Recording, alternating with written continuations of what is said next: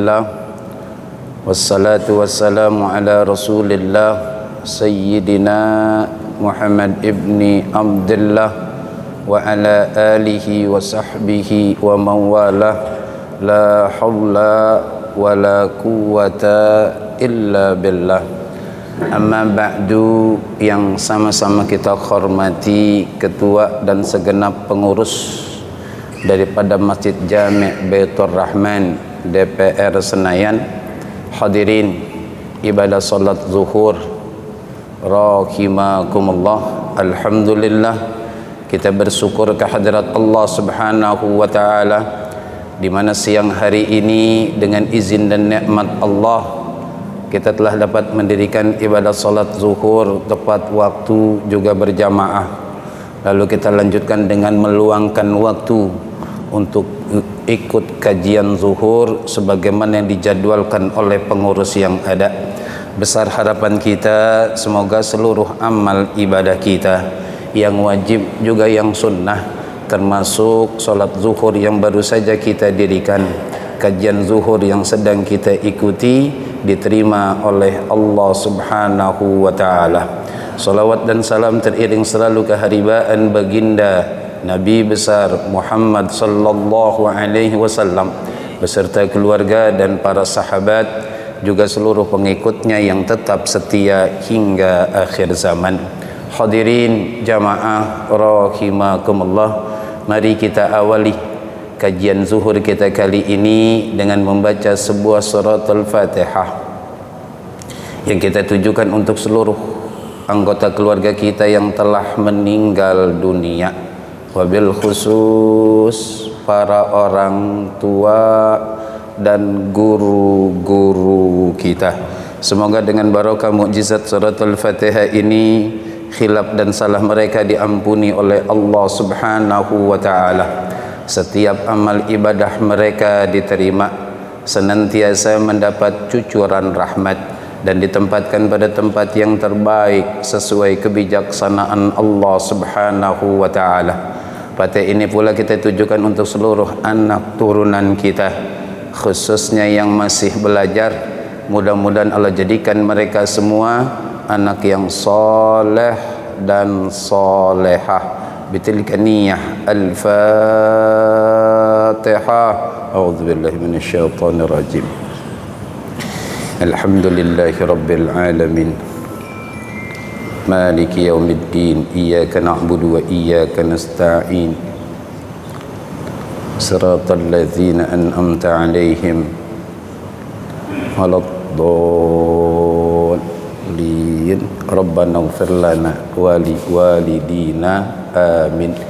Bismillahirrahmanirrahim. Hadirin jamaah rahimakumullah, judul kajian kita siang hari ini adalah salat jamak, qasar dan qada.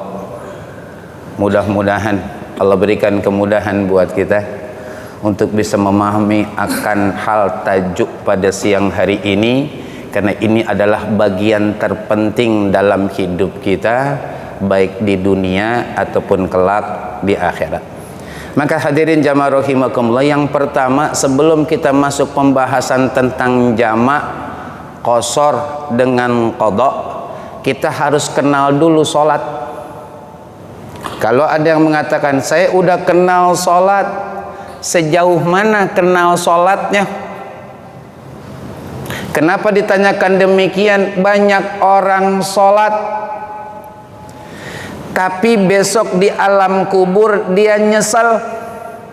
Dalam kitab Syarah Irsyadul Ibad ila Sabilir Rasyad karangan Syekh Zainuddin bin Abdul Aziz bin Zainuddin Al-Maliyabari, dikatakan di situ ada seorang hamba dari hamba Allah meninggal dunia, kemudian dimakamkan dia. Lalu Allah perintahkan satu malaikat untuk menghukumnya dengan 100 kali cambukan atau pukulan. Orang ini, jenazah ini senantiasa terus menerus minta sama Allah untuk dikurangi dari 100 kali pukulan ataupun cambukan, sehingga tersisa tinggal 1 pukulan. dipukullah orang ini oleh malaikat di alam kuburnya, penuh itu kubur dengan api. Lalu laki-laki ini selesai dihukum oleh Allah lewat satu pukulan malaikat. Beliau bertanya, ya malaikat, kalau boleh tahu apa penyebabnya engkau menghukum aku dengan pukulan di alam kubur? Apa kata malaikat? Kamu pernah sholat bi ghairi tahurin, kamu pernah sholat tanpa wudu. Wa mararta bi mazlumin falam tangsurhu, dan kamu pernah lewat di satu jalan ada orang yang terzolimi, kamu mampu untuk mencegahnya, kamu mampu untuk menolongnya, tapi kamu biarkan orang tersebut terus dizolimi. Maka saat ini kata malaikat, engkau mendapatkan hukum dari Allah Subhanahu wa taala, walau belum terjadi kiamat, masih dalam kubur, itulah hukum Allah Subhanahu wa taala. Artinya hadirin, salat itu bukan cuman gerak badan. Salat itu bukan cuman kewajiban. Salat itu bahkan kebutuhan untuk setiap muslim yang ingin tenang hidupnya di dunia, yang ingin selamat besok di kubur, dan yang ingin ringan proses hisabnya besok di padang mahsyar. Maka ini salat adalah kunciannya. Ane sibuk, sesibuk apa? Sibukan mana ente ame Nabi Sulaiman? Beliau nabi, beliau raja, tapi tidak pernah luput untuk ibadah kepada Allah Subhanahu wa taala. Ane sibuk apa saudara? Ngurusin kontrakan. Nabi Sulaiman pun termasuk salah satu dari nabi dan rasulnya Allah yang kaya raya. Maka di dalam syarah Tanqih Qaulil Hasis fi Sarhi Lubabil Hadis tentang fadilah faqr alias kemiskinan, dikatakan di situ Nabi Sulaiman adalah nabi dari 124.000 nabi, 313 rasul yang paling belakangan masuk surganya. Kenapa? Karena beliau punya kerajaan dan kekayaan. Sedangkan Abdurrahman ibn Auf radhiyallahu an, dari 124.000 sahabat Rasulullah, beliau adalah orang yang paling belakang masuk surganya. Maka ketika beliau dengar sabda baginda Rasul bahwasanya Sayyidina Abdurrahman bin Auf radhiyallahu an masuk surganya itu dengan merangkak, masuk surga dia tapi dengan merangkak. Apa kata beliau? Saya ingin masuk surga dalam keadaan berdiri tegak. Maka 700 ekor onta yang aku bawa masuk ke kota Madinah pagi hari ini, beserta seluruh bawaan yang ada di punggung onta, aku hadiahkan, aku hibahkan untuk umat Islam, karena aku pengen masuk surga dengan cara berdiri. Kita kenal lagi Syekh Mutawalli Sya'rawi, Allah yarham rahmatal abrar, salah satu ulama besar dari Kairo, Mesir.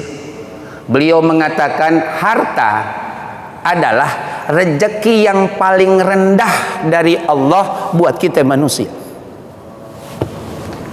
Salat adalah rezeki yang paling tinggi dari Allah buat kita umat Islam laki perempuan, yang belum kita bisa cari temu solusinya atau penyebabnya. Banyak umat Islam, mau laki ke mau perempuan ke, rela menghinakan diri dengan meninggalkan sholat, mencari rezeki yang paling rendah dari Allah berupa harta. Kita belum ketemu cari solusinya, dan itu banyak dilakukan oleh manusia muslim. Kita ingetin lagi hadirin, apa kita ingetinnya? Kata baginda Rasul sallallahu alaihi wasallam, jenazah, setiap kita akan jadi jenazah. Besok ketika meninggal dunia, selesai dimandikan, dikafani, disolatkan, diberangkatkan ke kuburan, tiga yang ngikutin: ahluhu wa maluhu wa amaluh. Fayarji'u itsnaini wa yabqa wahidun. Kata baginda Rasul, tiga yang ngiringin setiap jenazah untuk ke kuburannya: ahluhu, keluarganya; wa maluhu, harta bendanya; wa amaluhu, perbuatannya. Fayarji'u itsnani wa yabqa wahidun. Dua pulang, satu tetap. Yang pulang siapa? Ahluhu. Setelah kita dimakamkan, maaf, bini kita yang cinta banget sama kita pulang, anak kita yang dekat apet banget sama kita setiap harinya karena kita urusin dan kita biayain pulang, wa maluhu, harta bendanya pulang, nggak ada yang bersisa di alam di sekitaran pusara kubur kita. Wa yabqa amaluh, yang tetap adalah amal perbuatannya khususnya tentang sholat.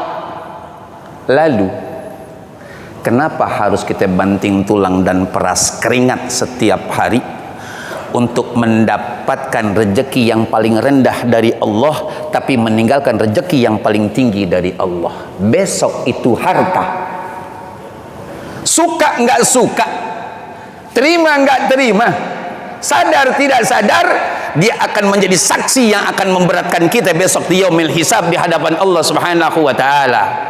Kalau boleh pakai bahasa kita, kata mobil, kata motor, kata deposit, kata ATM, kata tanah, kata rumah, kata kontrakan, kata villa. Ya Rabb,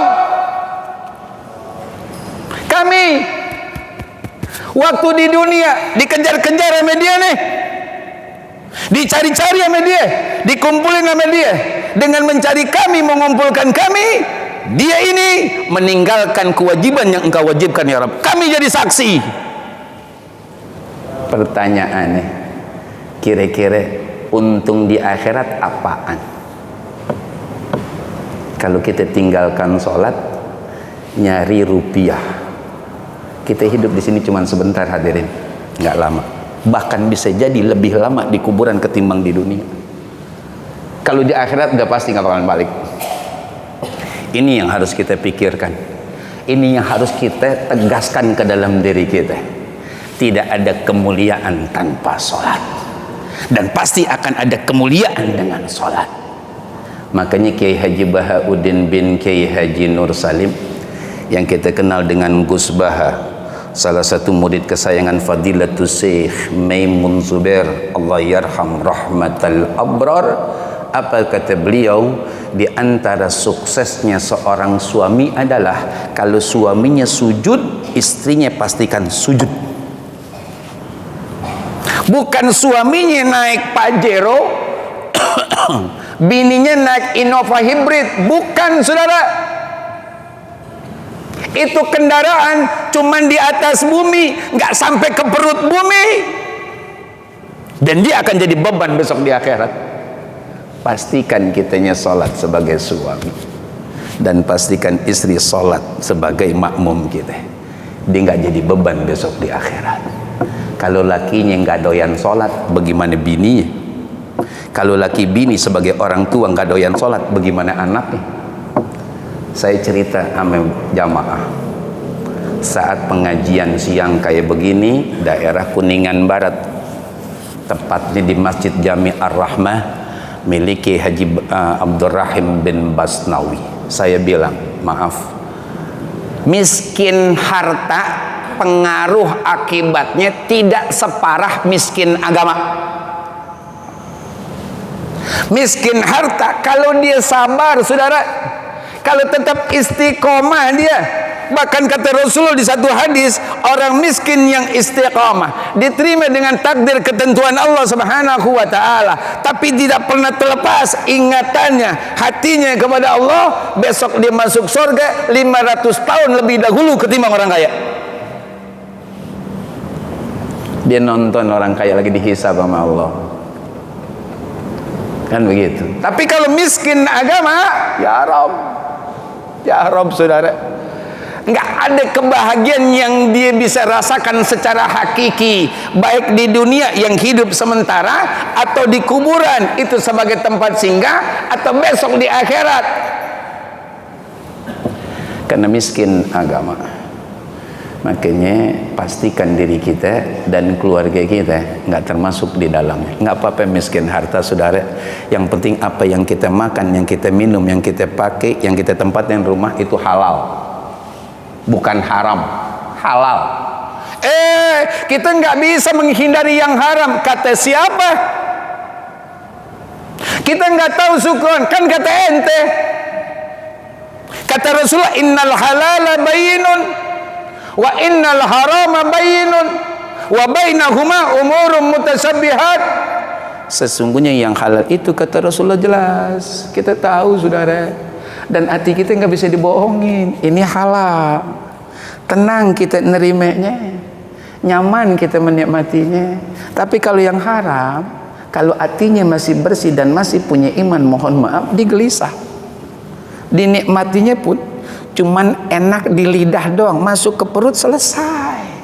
Tapi jangan katakan sampai di situ aja, enggak. Karena setiap apa yang kita makan dan kita minum diolah di dalam perut, di dalam tubuh kita ini, lalu menghasilkan darah. Darah itu ada di jantung, disemprotkan ke otak.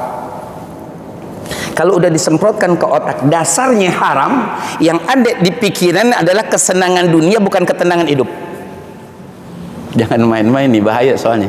Maka pantas kalau Rasulullah mengatakan bahwasanya orang yang makanannya haram, minumnya haram, pakaiannya haram, tubuhnya kotor, bagaimana doanya mau diterima sama Allah? Kita hidup perlu ibadah. Doa menurut arti bahasa atau salat menurut arti bahasa adalah ad-du'a. As-salatu lughatan ad-du'a'u. Salat menurut arti bahasa adalah doa.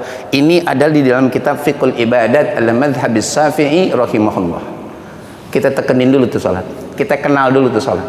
Bagaimanapun keadaan kita salat, saudara. Tapi kita kotor sukron, enggak apa-apa.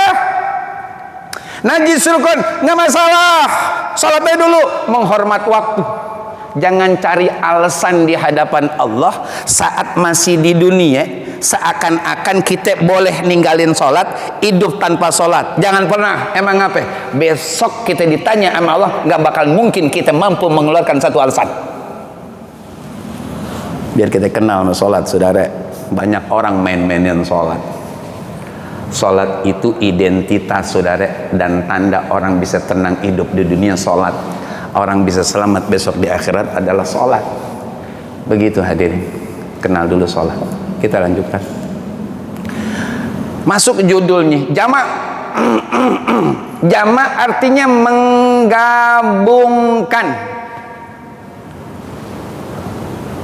Dalam Islam, jamak itu, sholat jamak itu terbagi dua. Ada jamak takdim, ada jamak takhir. Jamak takdim adalah menggabungkan waktu zuhur dengan waktu asar dan didirikannya saat waktu zuhur. Menggabungkan waktu maghrib dengan waktu isya dan didirikannya waktu sholat maghrib. Itu namanya jamak takdim. Sedangkan jamak takhir adalah menggabungkan dua waktu sholat. Waktu zuhur dikerjakan di waktu asar, maghrib dikerjakan waktu isya. Itu namanya jamak takhir. Syaratnya pertama, kita dalam keadaan musafir alias perjalanan, minimal menurut pendapat ulama itu 90 km minimal dari tempat kita berangkat ke tempat yang kita tuju. 90 km itu yang pertama. Yang kedua, musafir perjalanan kita dari tempat tinggal ke tempat yang kita tuju niatan baik, bukan maksiat. Maaf nih, contoh doang. Ada orang Jakarta punya pacar di Surabaya, dia kangen, waktu libur alias cuti kerja dia berangkat ke Surabaya. Kalau jarak udah memenuhi lebih dari 90 kilo, saudara. Tapi kalau judul dasar dia berangkat, dia mau ketemu pacarnya, kan jelas kata Allah, wala taqrabuz zina innahu kana fahisatan wa sa'a sabila. Jangan deketin zina, karena zina itu perbuatan yang keji dan jalan yang paling buruk. Nggak boleh dia menjama sholat. Anak kita sekolah mondok di Gontor, waktu diafah, waktu kunjungan kita berangkat sama istri nengokin anak, obat kangen dan mentasjid mensupport beliau, boleh kita jamak. Emang apa? Longokin anak Itu dua. Yang ketiga, hadirin jamaah rahimakumullah, durasinya 3 hari 3 malam. Durasinya. Dan niatnya dalam hati berbarengan sama takbiratul ihram. Kalau talafuznya usalli fardhu zuhri majmu'an ilaihil asru lillahi ta'ala, salat jamak takdim. Dalam hati aku niat salat zuhur, mohon maaf 4 rakaat. Ini bisa jamak dulu, bukan qasar. Aku niat salat fardu zuhur 4 rakaat, gitu kan, kepada asar lillahi ta'ala. Untuk menghadap kiblatnya syukran, enggak perlu. Dalam kitab Safinatun Najah fi Usuluddin wal Fiqh itu dikatakan yang penting ada ta'yinnya, ada menyengajaknya, ada judul disebut fardunya. Kalau memang makmum sebut juga makmumnya. Menghadap kiblat lillahi ta'ala boleh nggak disebut, boleh disebut. Kalau kepanjangan nggak mau disebut tetap sah sholatnya insya, tapi niatnya dalam hati bukan di mulut. Kalau jamak takdim harus berurut, hadirin jamaah rahimakumullah. Zuhur ame asar, habis zuhur langsung asar. Nggak boleh diselingi oleh sholat sunnah. Misalkan mau sholat sunnah ba'diyah zuhur, nggak boleh diselingi oleh obrolan. Tadi mobil yang kedua kesasar di mana dia ngobrol tuh, nggak boleh. Ini untuk jamak takdim, langsung assalamualaikum warahmatullah, kanan tengah, assalamualaikum warahmatullah, kiri balik tengah, dah langsung qamat, Allahu akbar Allahu akbar, asyhadu an la ilaha illallah, asyhadu anna muhammadar rasulullah. Tukar tempat, imam di depan pastinya bergeser ke tempat yang lain.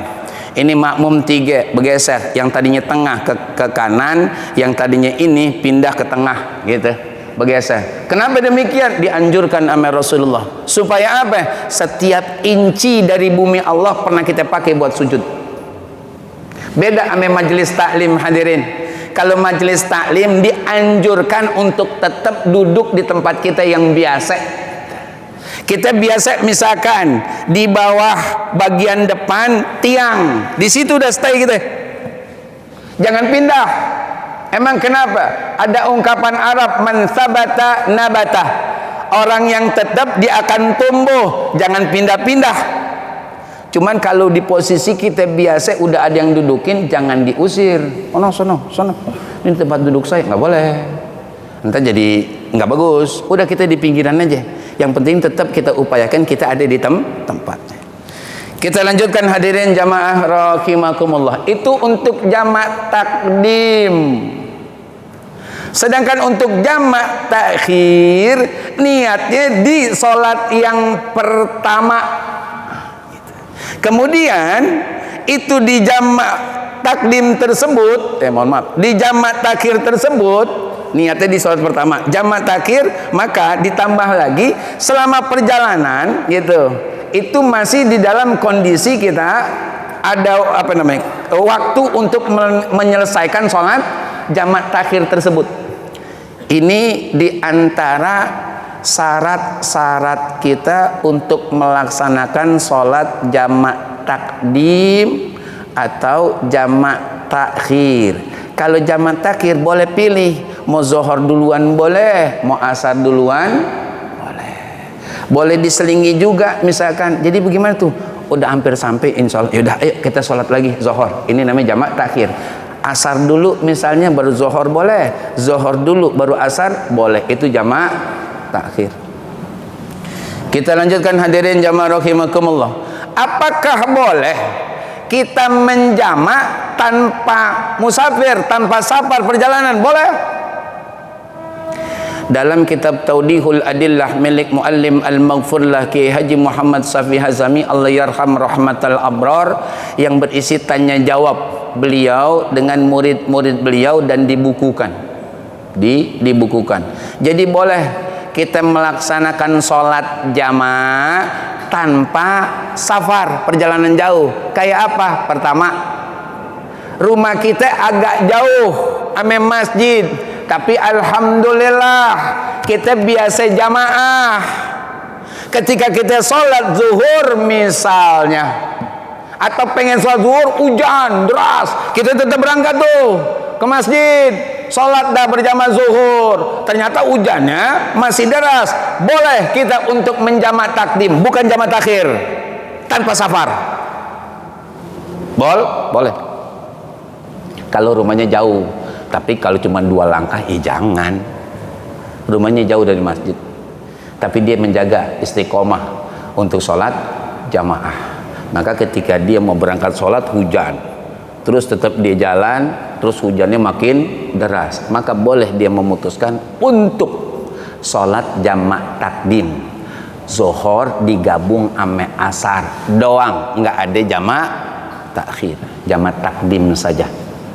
Sedangkan boleh juga kita menjamak takdim atau menjamak takhir kalau ada penyakit, atau misalnya ada orang mau operasi, operasinya masuknya gitu kan, itu jam 11 atau setengah 12, itu kudu siap-siap.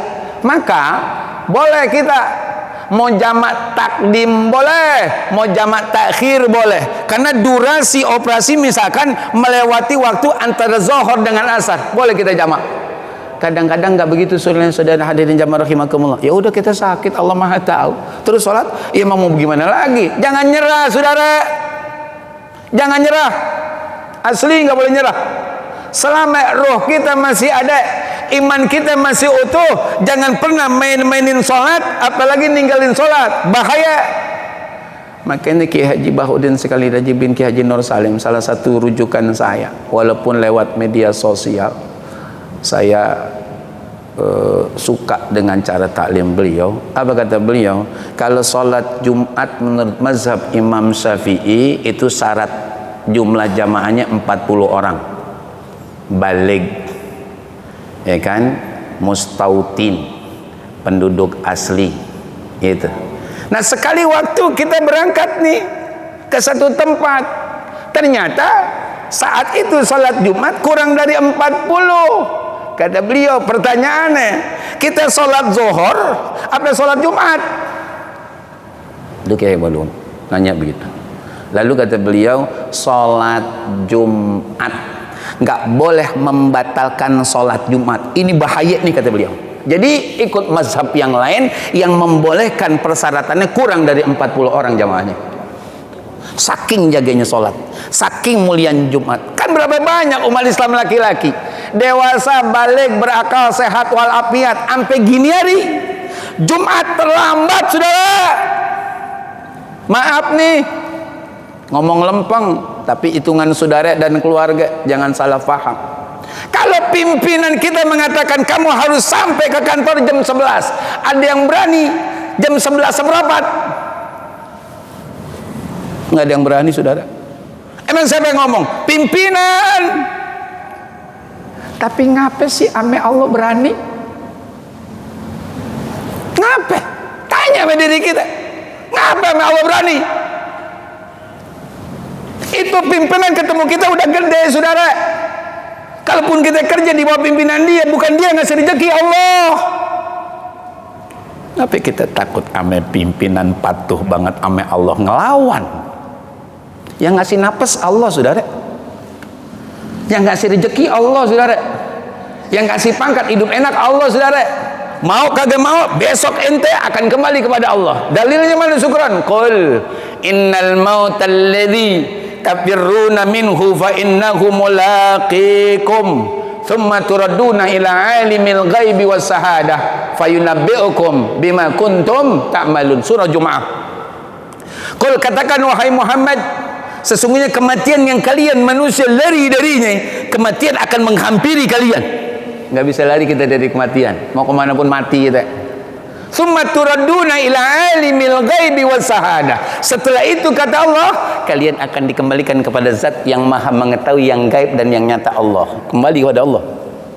Mau ngapain gitu udah? Mau ngomong apa kita sama Allah?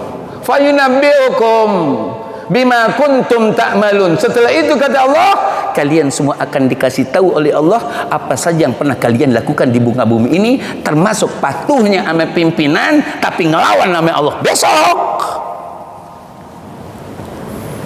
Besok saudara, besok itu pasti. Nggak ada yang bisa njelepat saudara, nggak ada yang bisa menghindar saudara. Sekarang kita dandanin dah. Sekarang kita dandanin. Maaf ya, jangan suka-suka kita. Kita bisa hidup lempeng, tenang dan nyaman karena ada aturan agama. Kalau memang pengen benar-benar sorga, nggak mampir di neraka. Tapi kalau maksa, terserah. Kan kita ini umat Islam punya kuncinya, kunci sorga. Ada yang punya kunci neraka? Nggak ada. Tapi ada yang masuk, maksa berarti dijebol.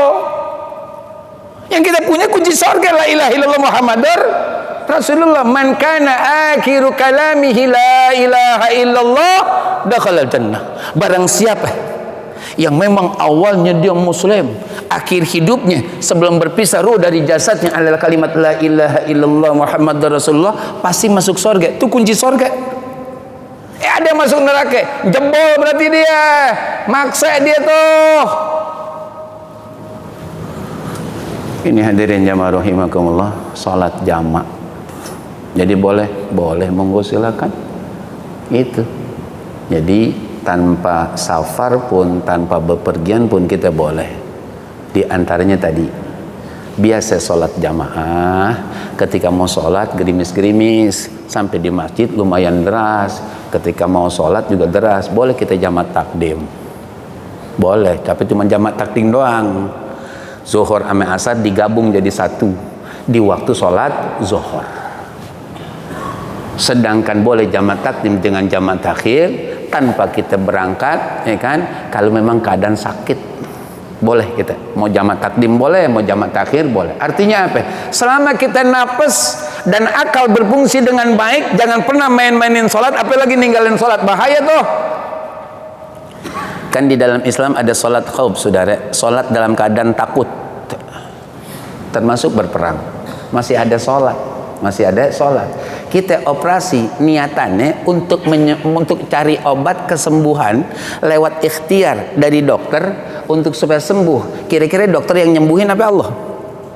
Allah. Tapi anehnya Allahnya ditinggal saudara, kan puyeng boleh kita. Allahnya ditinggal. Nasihat dokter didengerin, jangan begini ya. Iya dok, iya dok. Pasti nggak pasti.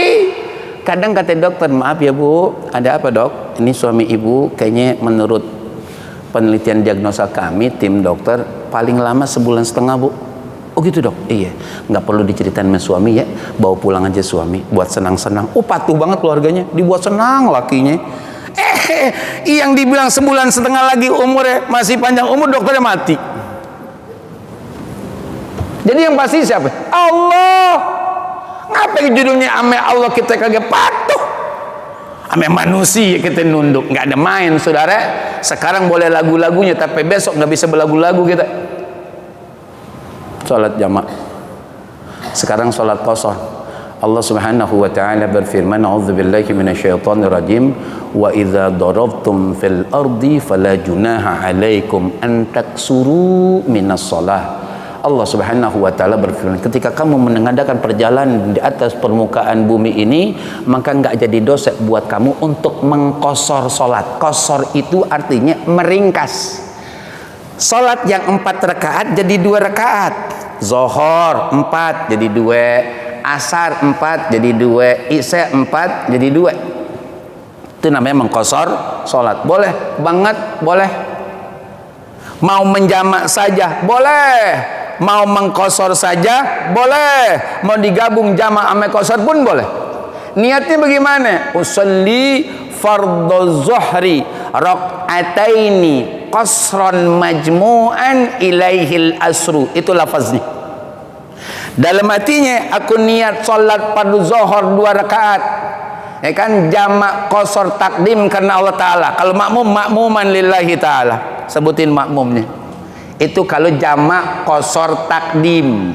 Kalau jamak qasar takhir, usolli fardhal asri raq'ataini qasran majmu'an illa zuhri lillahi ta'ala. Kalau makmuman tambahin makmuman, karena niat makmum itu wajib, niat imam nggak wajib, kecuali imam sholat Jumat dan imam sholat yang mengulang sholat harus niat imam. Selain Jumat dan itu istilahnya secara umum, maka nggak wajib, nggak fardu, nggak harus niat imam. Yang harus niat adalah makmum supaya dapat pahala 27 derajat. Salah satu riwayat kata baginda Rasul, salatul jama'ati tafdulu min salatil fadhi bisab'in wa isrina darajah. Salat berjamaah itu lebih utama ketimbang salat sendiri sebesar 27 derajat. Jangan dilihat 27-nya saudara, dilihat kandungan 27-nya.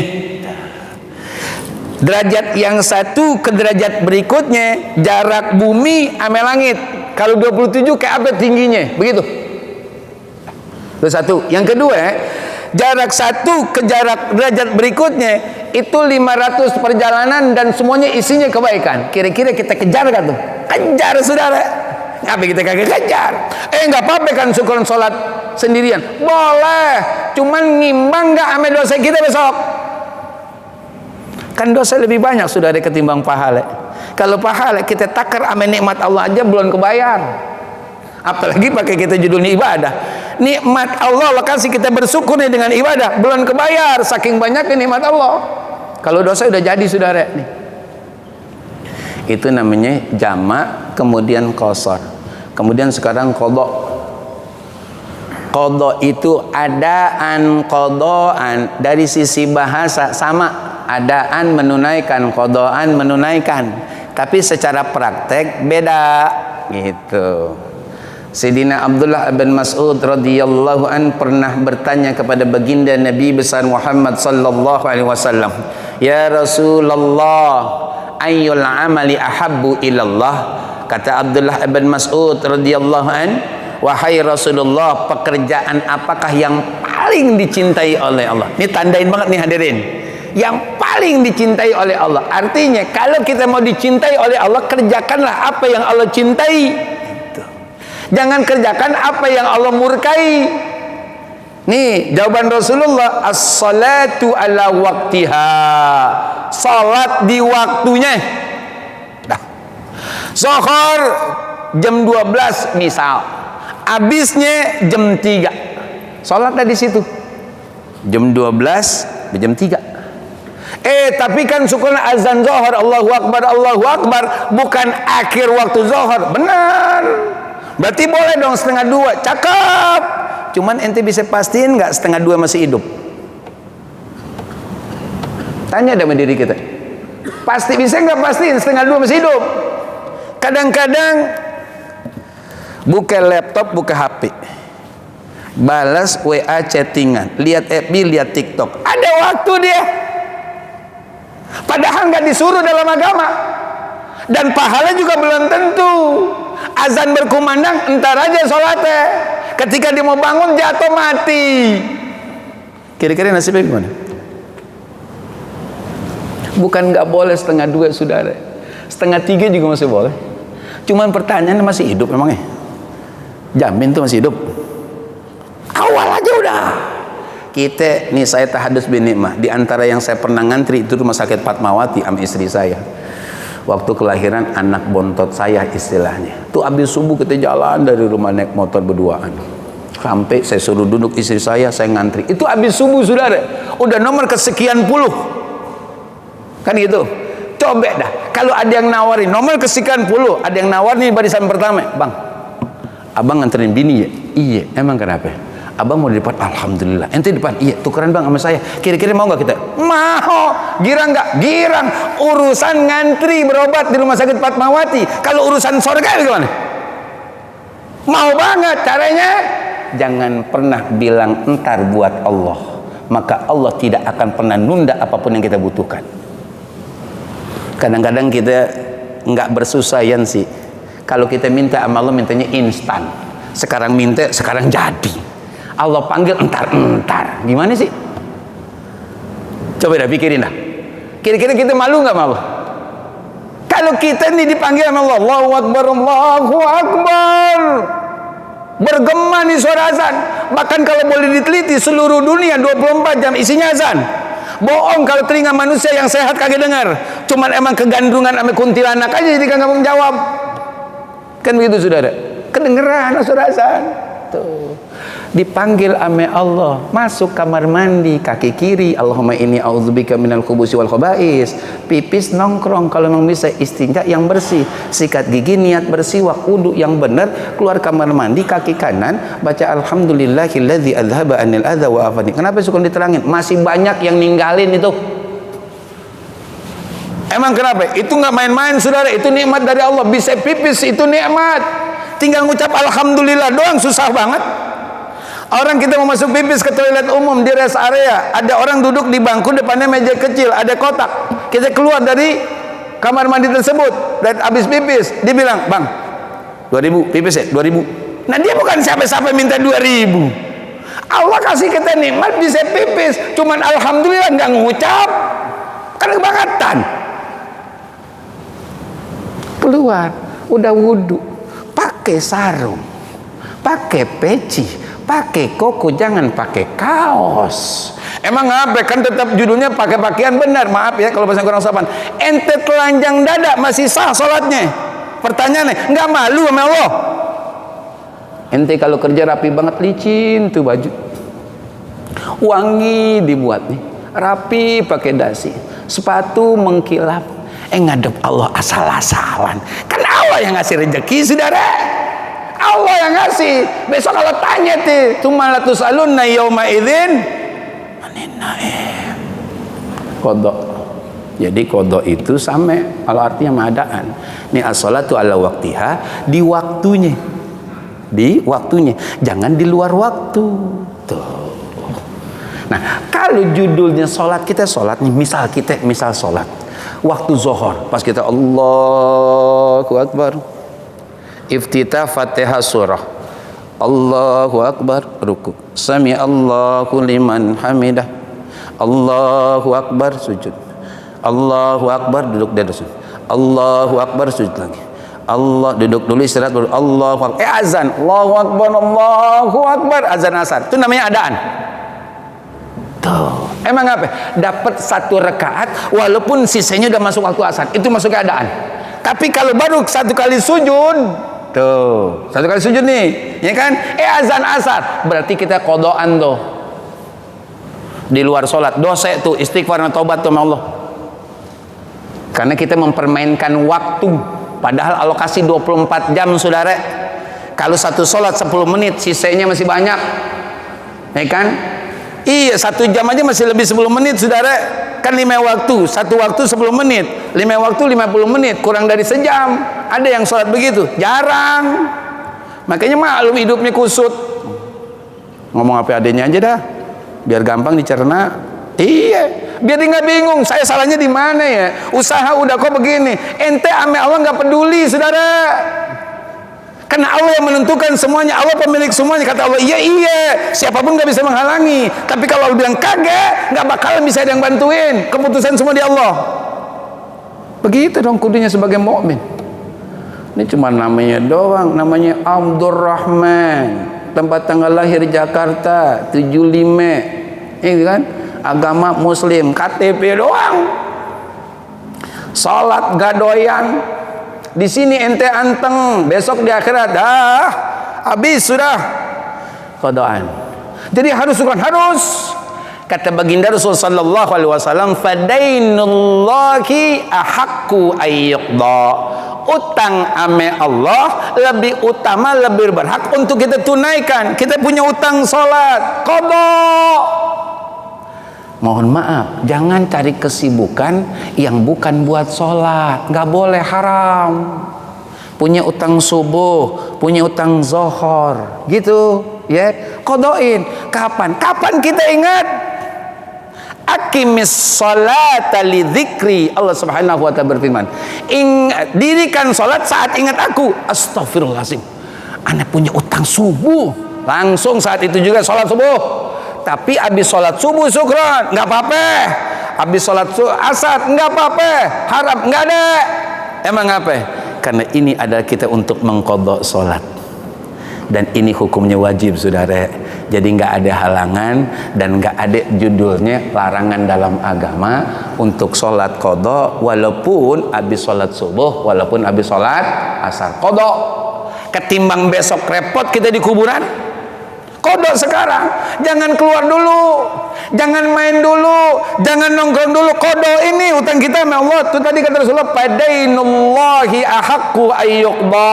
Utang ame Allah lebih berhak untuk segera kita tunaikan. Karena sekali lagi umur cuman Allah doang yang tahu. Urusan sholat ini urusan yang berabe, saudara. Salah aja kita repot. Tadi awal hadisnya dia udah sholat tapi wudunya nggak sempurna, maka kita ajak kenalan dulu tadi awal sholat. Awal sholat itu ada yang namanya syarat sah, diantaranya wudu yang benar. Wudunya kagak benar, terhitung kagak sholat. Di kuburan habis dipukulin walaupun belum kiamat. Kan begitu, saudaraku. Qadha harus nggak boleh nggak. Bini bagaimana? Kasih tahu. Closing insyaallah. Saya bilang begini, kalau kita sebagai suami emang kewajiban dari Allah cari nafkah. Ar-rijalu qawwamuna 'alan nisa bima faddalallahu ba'dahum 'ala ba'din wa bima anfaqu min amwalihim. Tugas kita langsung dari Allah diantaranya cari nafkah yang halal dengan cara yang baik, nggak ngerugiin orang, nggak bikin jerit orang. Halal, benar-benar halal. Ibarat kalau kita colek nih keringat kita asin, halal dah tuh. Kan biasanya oncang-oncang kaki dapat duit. Ada yang begitu? Ada. Dia nggak keringetan. Yang asin nih kita colek asin, nah itu halal. Kita cari itu duit, kita cari itu nafkah, kita kasih anak bini kita. Senang beliau, alhamdulillah. Listrik nyala karena token kita beli. Dapur ngebul karena ada gasnya, ya kan? Nasi matang karena kita beli berasnya. Ada dada telur, emang kita belanja di warung sebelah rumah kita. Duit tuh. Sekarang pertanyaannya, apa yang kita berikan buat anak bini termasuk kita untuk kebutuhan rohani kita? Apaan? Kita ini manusia disebut ada jasmani, ada rohani, saudara. Jasmani makan minum istirahat, ya kan, kesehatan dan seterusnya. Sampai jalan-jalan pun kebutuhan jasmani. Tapi rohani perlu. Jangan sampai diteriak. Di sini kita pura-pura budak, tapi di akhirat jerit dia. Kasih rohaninya, kita ngaji dulu, hadir majelis taklim, timba ilmu dari guru-guru kita sampai paham. Maka kalau lagi ngaji jangan repot ame HP, jangan ngobrol. Jadi besok bagaimana hari Ahad? Jadi nggak begini. Tadi lagi ngaji, ini saya pastiin dulu. Jadi nggak begini. Nggak penting tuh. Ngaji dengerin. Dengan kita dengerin sesuai dengan takaran. Paham ya alhamdulillah, nggak paham insya Allah tetap sorga kita. Syukran, kok bisa begitu? Saya bilangin, ada seorang jamaah rajin banget majelisnya,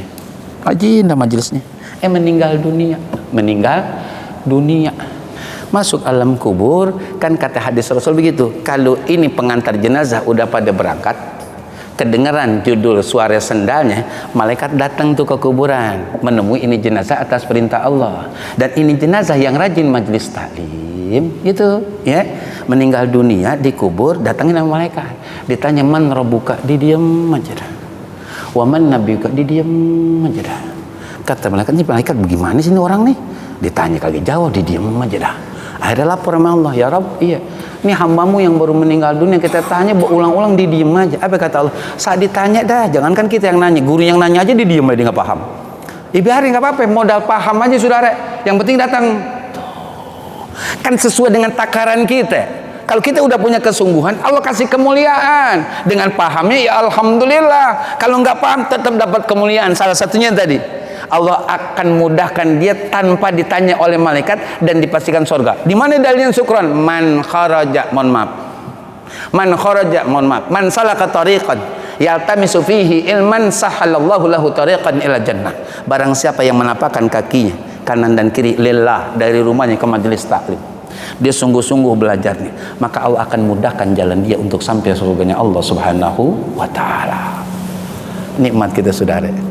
Ini saja kira yang dapat saya sampaikan. Jam 1:02 lebih dan kurangnya saya mohon maaf. Hadanallahu wa iyyakum ajmain. Assalamualaikum warahmatullahi wabarakatuh. Waalaikumsalam.